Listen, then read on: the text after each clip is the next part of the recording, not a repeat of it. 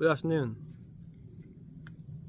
There's quite a few planes out today. I don't know if they're commercial planes. I'm not sure if they're just people flying their private planes.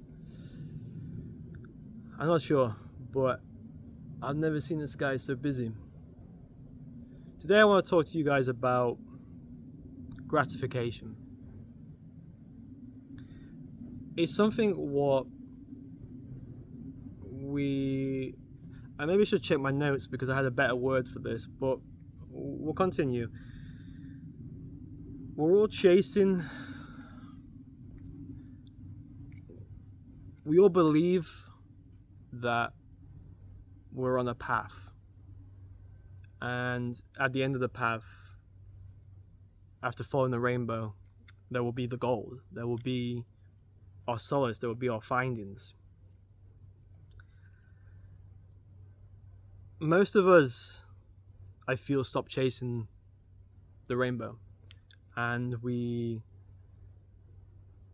submit ourselves, or comfortably submit ourselves, to children, a job, and our life then turns into survival with small moments of enjoyment. Like, we go on holiday once a year, we go to the pub every week, we have a laugh with our friends.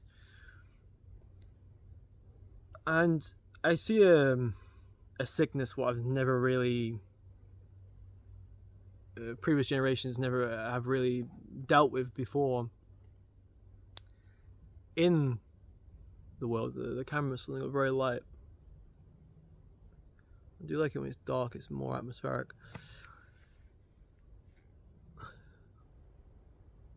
The sickness is that with social media at the in our pockets every moment, and always on our minds, of we are always chasing experience, we are always chasing gratification.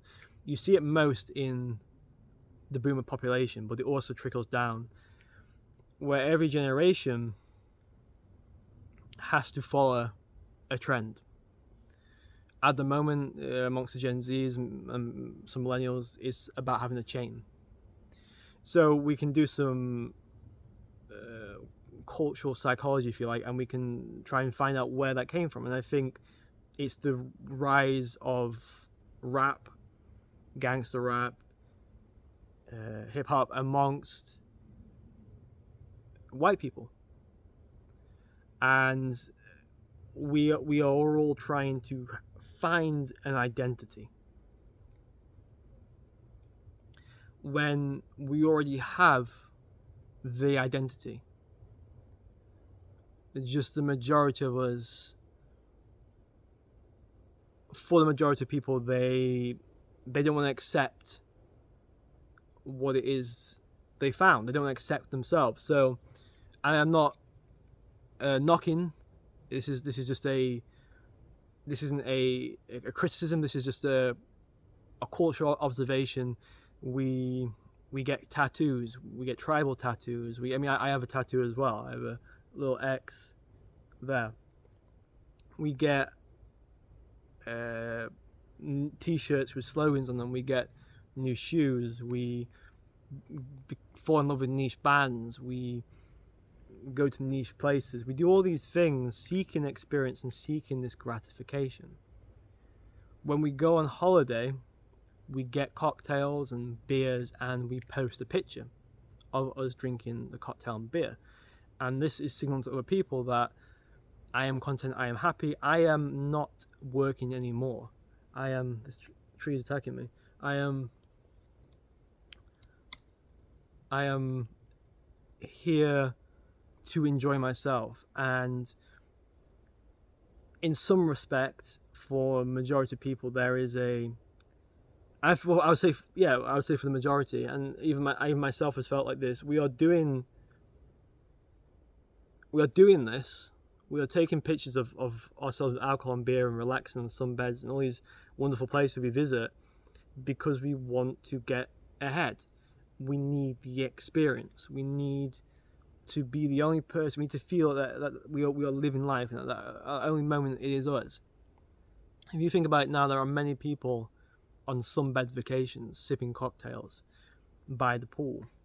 And we can sneer at them, the fact that they're not actually properly traveling, they're probably not with the locals, they're probably with their own, and they're not really doing anything interesting with their time, they're just lapping up the sun. But then you could also, there's the reverse argument that these people work very hard and they need the sun to regenerate, but then they work so hard that they, especially in England, there isn't a culture to enjoy life. There's no culture over here to enjoy life. It is just work, and there is this issue what I see woven deep within the fabric of the English and other countries, perhaps similar to this, might be able to relate, where we have to keep working, and if we're seen not working amongst our fellows, we are the black sheep, we are the outsider, we are the ones who are bringing the country down. I would always go before college, get a coffee and just relax and just sit and drink, and everybody was in the cafe just keying really hard at their laptops, like their life depended on it, and they weren't engaged in anything, and I was just sat there with a coffee just looking around, taking it all in. And people would look at me, and I felt it, they would look at me like, this kid's too relaxed, you're not working hard, you're not going to get the benefits, because I'm working so hard, you're not going to get the benefits, what I'm getting. Which goes into hustle culture, which I'm going to do another video on. So, what we have now, which is why it's always hollow, you can create an experience, but it's not going to be natural. When I do tours in other countries, I try and find a tour guide what's going to provide me an authentic, natural experience, whether it be walking up a volcano. When we walk up the volcano, I don't want this tour guide to let us stop for different pitches and it to be really touristy. We have to go on this coach bus and we have to go into this cafe and we have to tip this. I don't want it to be like that. I want the tour guide to be a normal person who is maybe a scientist or something, or has some love or passion for what he's showing us, he or she. And I want that individual to take us on a journey what is almost handcrafted and that nobody else can get. And I want that person to talk naturally to us. If there is an issue with the country, I want to speak openly about that issue with the person so we can gain more understanding. I want to talk about my country. I want to share in this natural experience. But what we have is, let's see, two birds fighting or mating. What we have is we have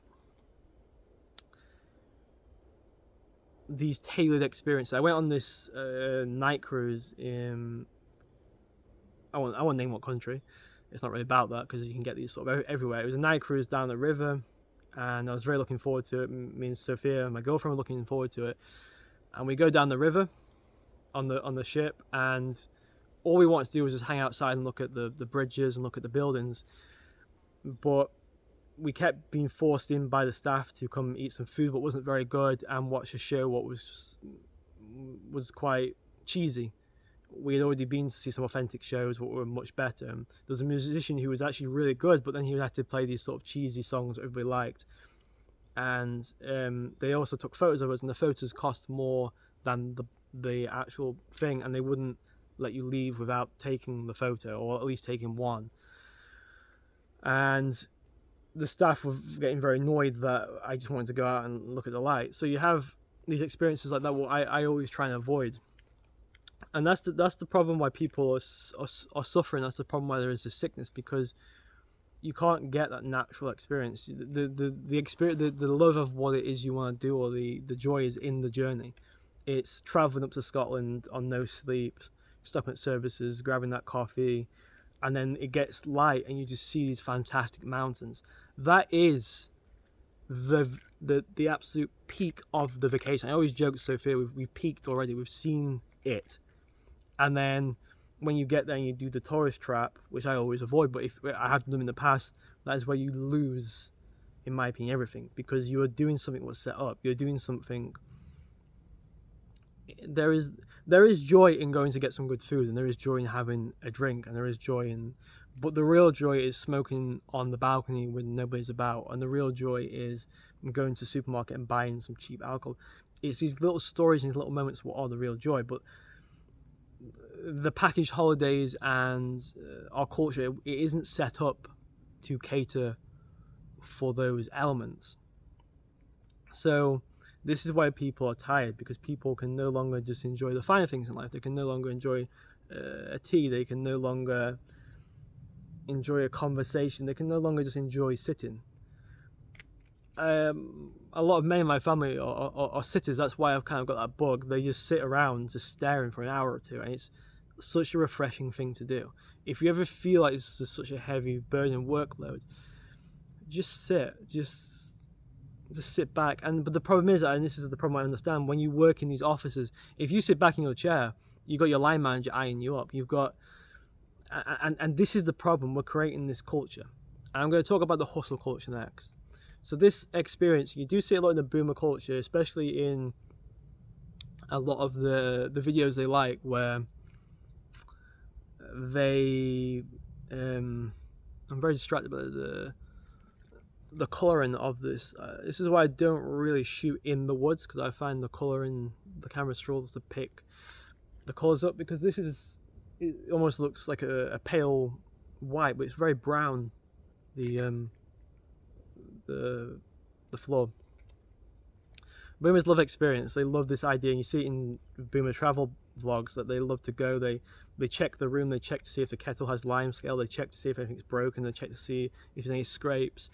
Then they get off, and then they're expecting great service, even though the person serving probably hates their job and probably gets paid nothing. They're expecting to be wowed by everything. They're just expecting everything. They want everything given to them, and that's a big issue, because not only are they missing the idea, but it's creating this sort of swindle culture, what I think is problematic and quite toxic. Okay, have a good week. Peace. Ciao. Adios.